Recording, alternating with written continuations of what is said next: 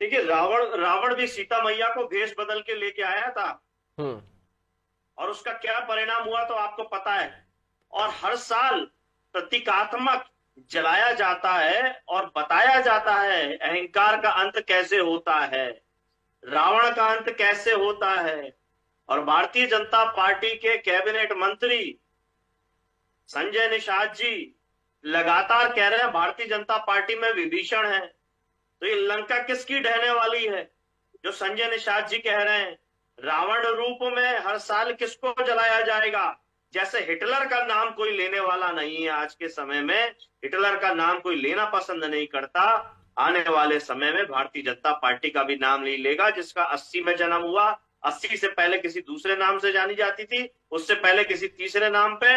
लेकिन इनके जो माई बाप है आरएसएस, जिनका 100 साल का शासन हुआ है केवल अभी, जिनको स्थापित हुए भी 100 साल हो गए हैं, हमने भारत ने, देश ने बड़े बड़े आक्रांताओं को झेला है, उन हुकूमत करने वालों को भी देखा है, अंग्रेजों को, जिनका सूरज नहीं ढलता था, उनका भी सूरज ढल गया और आज उनको कोई पूछने वाला नहीं है। यश जी, उनकी लेकिन आपके जो पार्टी के प्रत्याशी वो अपना बूथ ही नहीं जीत पाए हैं। कपिल जी, आपकी पार्टी के जो अजीत प्रसाद प्रत्याशी थे वो अपना बूथ ही हार गए हैं बुरी तरीके से, फिर पूरे मिल्कीपुर की हार क्यों नहीं स्वीकार कर पा रहे हैं आप?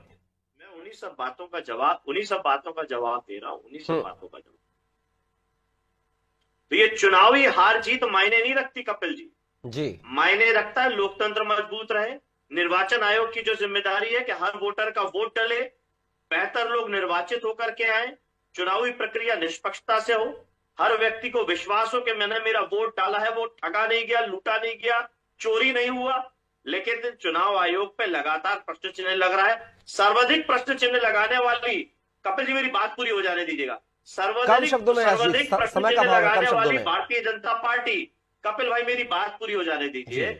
सर्वाधिक प्रश्न चिन्ह लगाने वाली भारतीय जनता पार्टी, जिसने ईवीएम को लेकर किताब छापी, इनके सांसद ने, वरिष्ठ प्रवक्ता ने, इनके बड़े नेता लाल कृष्ण आडवाणी जी ने प्रस्तावना लिखा, सुप्रीम कोर्ट गई ईवीएम के खिलाफ, सड़कों पे इलेक्ट्रॉनिक एक्सपर्ट को लेकर के घूमी ईवीएम के खिलाफ। यानी चुनावी प्रक्रिया और चुनाव आयोग पर सबसे ज्यादा अविश्वास पैदा किया जनता के बीच में भारतीय जनता पार्टी ने। और आज अगर उसी बातों को आगे बढ़ा रहे हैं तो भारतीय जनता यश जी, एक लाइन में जवाब दीजिएगा, समय का भाव है, बाकी पैनलिस्ट को भी हम सुनेंगे। 2024 के लोकसभा चुनाव में ये जो आप आरोप लगा रहे हैं, ये आरोप तब नहीं लगते हैं तब आप ना निर्वाचन आयोग को कोसते हैं, ना ईवीएम को कोसते हैं, राम का आशीर्वाद मानते हैं। अब अगर रामचंद्र जी ने आशीर्वाद दूसरे को दिया है तो वो भी तो हजम करिए ना, वो काहे हजम नहीं कर पा रहे हैं आप?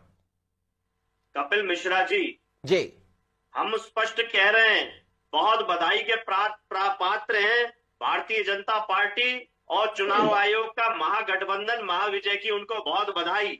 और ये लेकिन यश जी एक सवाल और है, जनता तोड़ेगी। यश जी एक सवाल और है मेरा, पीडीए हमें 60 सीटें, कपिल जी आपने सवाल किया, जवाब सुनिए। जी जी, हमें 60 सीटें मिलती, लेकिन जैसे चाइना टाउन फिल्म का एक डायलॉग है, हिम्मत तो ले आओगे लड़ने की, कमीनापन नहीं लाओगे। और न हम कमीनापन लाना चाहते, हिम्मत है हमारे अंदर, जनता ने हमें विश्वास दिया, उत्तर प्रदेश की सबसे बड़ी पार्टी, सवाल ये है यश जी, पीडीए को बनाया, पिछड़ा दलित, माननीय अखिलेश यादव जी ने कहा हम ईवीएम से जीत के आए, ईवीएम को ही हटाएंगे। हम दोगला चरित्र नहीं है भारतीय जनता पार्टी जैसा कि किताब छापे, इलेक्ट्रॉनिक एक्सपर्ट को लेकर सड़क पे ले, सुप्रीम कोर्ट जाए, अविश्वास पैदा करें और जीत जाए तो कह रहे हैं अरे ईवीएम तो बहुत अच्छी है। यश जी, समय का अभाव है, कम शब्दों में जवाब दीजिए। यश जी, कम शब्दों में जवाब दीजिए, क्योंकि बहुत सारे पैनलिस्ट भी जुड़े हमारे साथ, उनका सुनेंगे। एक लाइन में जवाब दीजिएगा, इस बार पीडीए का ढिंडोरा पीटने वाली समाजवादी पार्टी को दलित का साथ नहीं मिला है।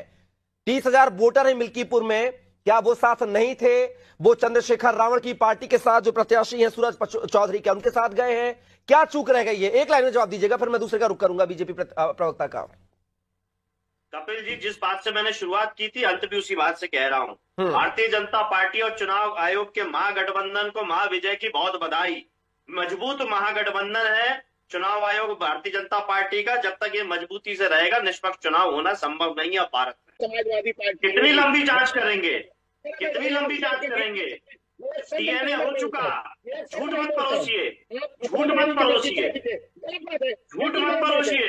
भाजपा का झूठा चेहरा है। यस जी, सुन लीजिए, वो आपके बीच में नहीं बोले थे, सुन लीजिए, फिर मैं आपको टाइम दूंगा, जवाब दूंगा, आपको भी टाइम दूंगा। वो कह रहे हैं भाई डीएनए टेस्ट हो गया, हम डीएनए टेस्ट की मांग कर रहे थे। उनका नौकर राजू था, वो निकला डीएनए टेस्ट में। दिलवाइए ना सजा, दिलवाइए सजा, हम साथ में हैं आपके। मैं बोल रहा हूँ, आपको सुनना पड़ेगा। दिलवाइए ना सजा, हम आपके साथ में, हम सुन रहे हैं आपकी बात। मेरे बाद आप उत्तर दीजिए, कितने बेचैनी को है जी? बेचैनी नहीं है, आप झूठ परोसोगे दर्शक पर, अनादि के दर्शकों के माध्यम से। अरे ये कौन सा तरीका है? या फिर बुलवा लीजिए फिर। चलिए जी, पहले सुन लेते हैं, फिर मैं आपको समय दूंगा एक मिनट का जी। कम शब्दों में बात को पूरा कीजिए। मैं केवल इतना जानना चाहता हूँ, अपराध घटित हुआ, आप कह रहे हैं कि समाजवादी पार्टी के व्यक्ति ने किया, डीएनए टेस्ट हो गया, स्पष्ट हो गया, डीएनए टेस्ट नहीं हुआ। यस जी, सुन लीजिए, यस जी, देखो, आपने जब समय लिया उन्होंने इंटरप्ट नहीं किया, उनको भी सुनने का धैर्य रखिए। यस जी, सुनने का धैर्य रखिए, सुनने का साहस भी रखिए। मेरे अंदर सुनने का बहुत धैर्य है, लेकिन झूठ बर्दाश्त करने का। चलिए यश जी और दिनेश जी, मैं दोनों को रोकना चाहूंगा, बात समय का भाव है, दोनों को रोकना चाहूंगा। सीधा आलोक त्रिपाठी जी का रुख करूंगा।